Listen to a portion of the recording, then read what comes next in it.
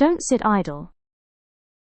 Once upon a time there was a small village nestled between green fields and a sparkling river.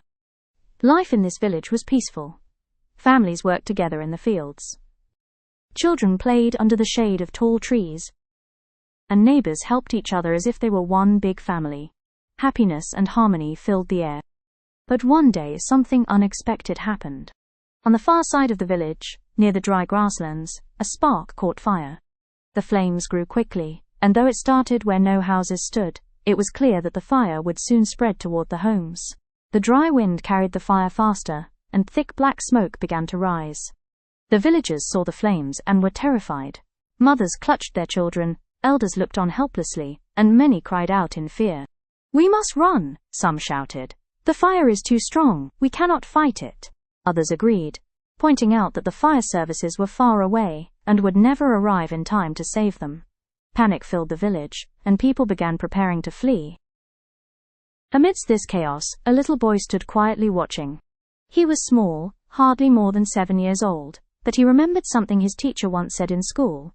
In difficult times, don't just sit idle, do something, no matter how small. With that thought, the boy ran to his home, grabbed his tiny cup, and filled it with water from the river. Then, he ran to the fire's edge and threw the water on the flames. Of course, one small cup made no difference. The fire hissed and roared as though mocking his effort.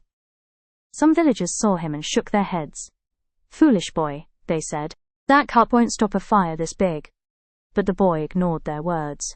He filled his cup again and again, running back and forth between the river and the fire. His little legs grew tired, but he refused to stop.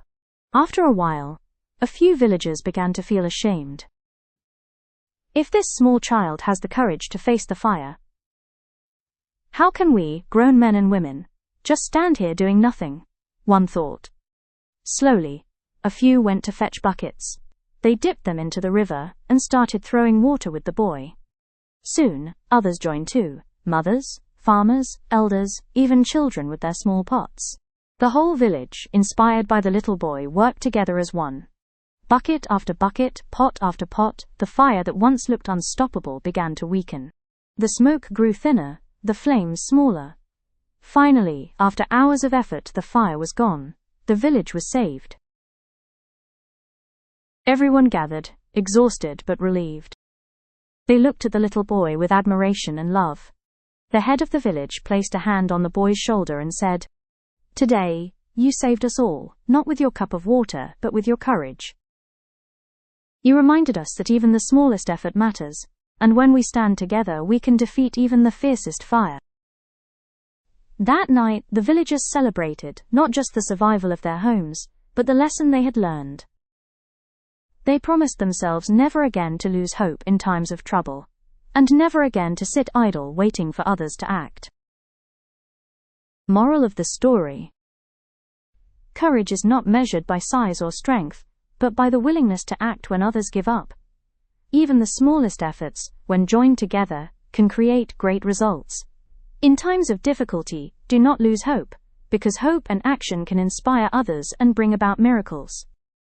If you like my story, please like, comment and subscribe.